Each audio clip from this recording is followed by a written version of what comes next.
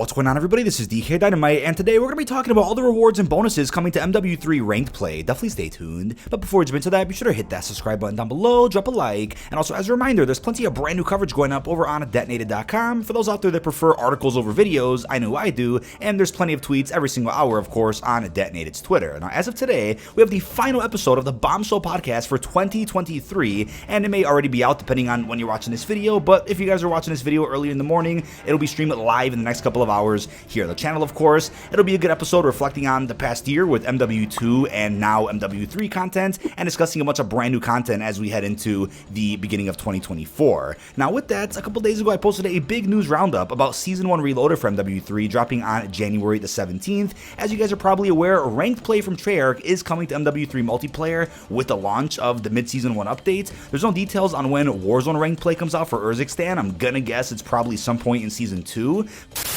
Now, if you're looking to buy some of the MW3 promo rewards, like the ones for Monsters or Little Caesars, or if you need camo grinding assistance, check out U4GM with the link down below.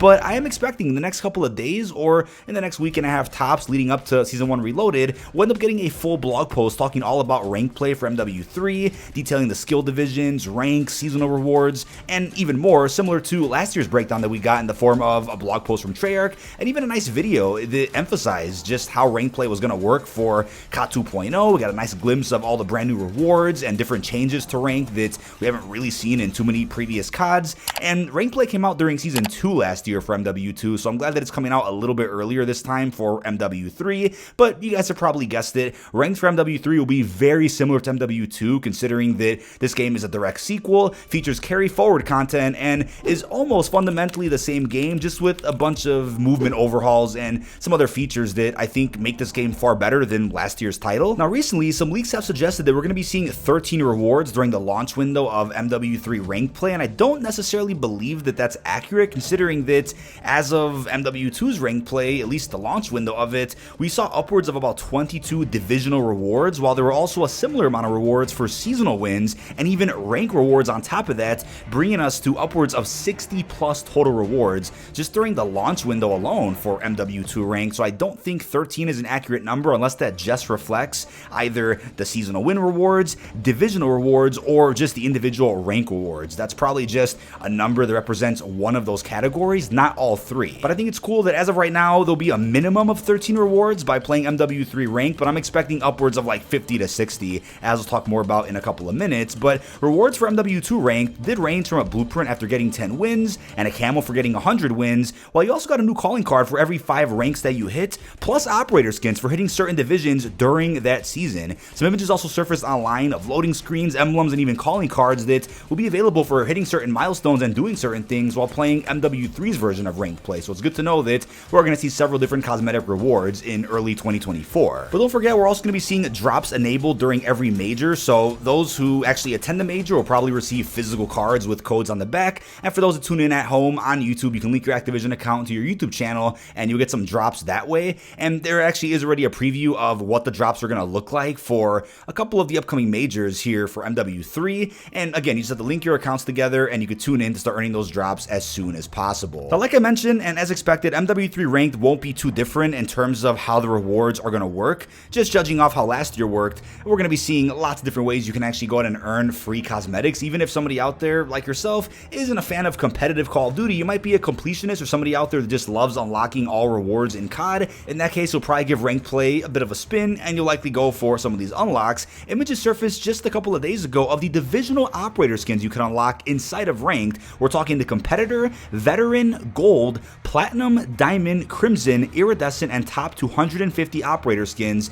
that do look pretty interesting. And the thing is, I think they look kind of cool, but these skins have not been well received at all by the competitive community. I'm not sure why. I guess you could say that some of the skins that you can buy, especially the team skins we're going to talk about later in this video, look better than the actual free ones you can earn by hitting some difficult divisions. I could see that argument, and I would say it's possible some changes do release base for how these skins look. I mean, take a look at last year's LA Thieves skin. That was a team pack skin you had to buy, but it got nerfed pretty heavily since it became Rose 3.0 or Rose 4.0 rather quickly, so they had to go ahead and nerf it, give it some more color so that it pops out a lot more and didn't become a meta skin to use or buy. So wouldn't be surprised if some of these free skins for hitting certain divisions do get some tweaks to make them look prettier or more appealing, more worthwhile considering how tough of a grind it is to hit something as crazy as iridescent or even top 250. So I wouldn't say that these are the final looks for the skins, but probably something close to how they are going to look during the launch window. Now I will credit the gameplay and footage that I'm going to show you guys on screen. Check the credit down below in this video's description, but CDL team skins have also already appeared in private matches for MW3 multiplayer. As expected, there will be team packs released which will each cost around $9.99 each, so about 10 bucks.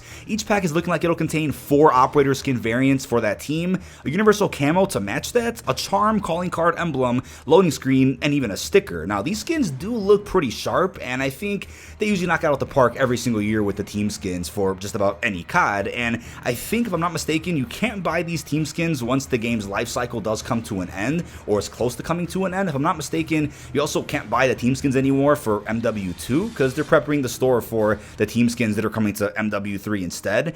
And yeah, like I mentioned earlier, I do think these skins look better than Divisional skin rewards by far.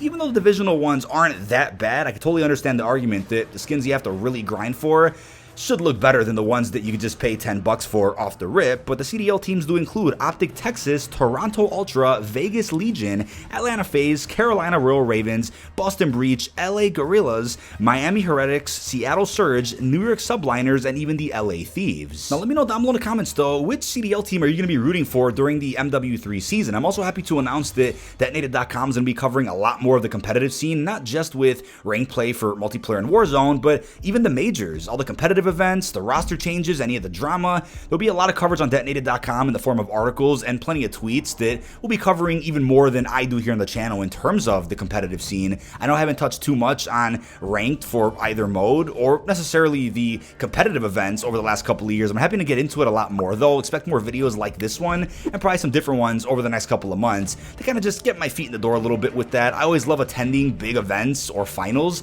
I know I attended the finals last year for MW2 CDL, and I plan to do that again here with MW3 in the next 6 to 8 months whenever the finals take place. Now what's also really interesting and something that I didn't expect is the fact that the hardpoint rotations during ranked play have already leaked out, and it looks like ranked play is going to support the following MP maps. We have Terminal, Karachi, Subbase, Skid Row, and even Invasion. Now it's obviously possible that over the next couple of months they add maps into that rotation, remove some, add some others. It's the first time we're actually seeing MW2 2009 maps in a competitive scene, in a competitive aspect. It's really cool to have a ranked mode that is based on maps that we saw well over a decade ago, but that was a time when we didn't have a ranked play while grinding multiplayer. We didn't have major competitive events like the CWL, and now we have CDL, but it's cool to see just how these maps play out in a competitive sense, and I'm really excited to watch a lot of the majors that we're going to be getting over the course of 2024. Now, last thing I'll end with is something I wanted to address in regards to some comments I saw on recent videos, recent live streams,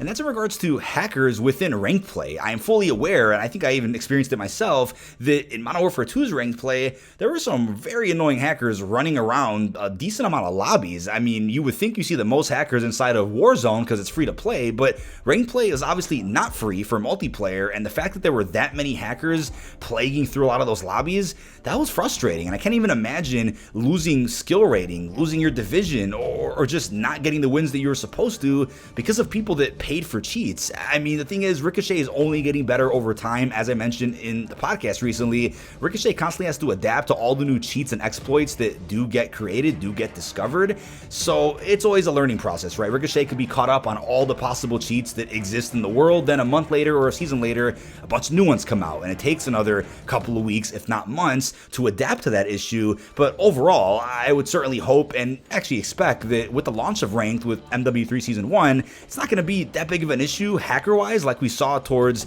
the later half of MW2's ranked play. I'm sure Ricochet by now has learned what all those cheats were during that cycle. But yeah, over the course of 2024, I'm sure there'll be instances where you get some cheaters being really weird. The losers that just for some reason decide to pay full price for the game probably get banned, then they do it all over again on a different account. You're likely still going to see that at some point, but hopefully it'll be much less severe than what we saw in MW2. But that is about it. This has been dkdynamite. Leave our thoughts down below in the comment section. What are your thoughts on all the ranked play rewards and bonuses that we know of so far for MW3? Let me know how you think it'll compare to MW2's ranked play from last year, or how it'll be even better in terms of what you could unlock. Really hope you've enjoyed, and peace out, everybody.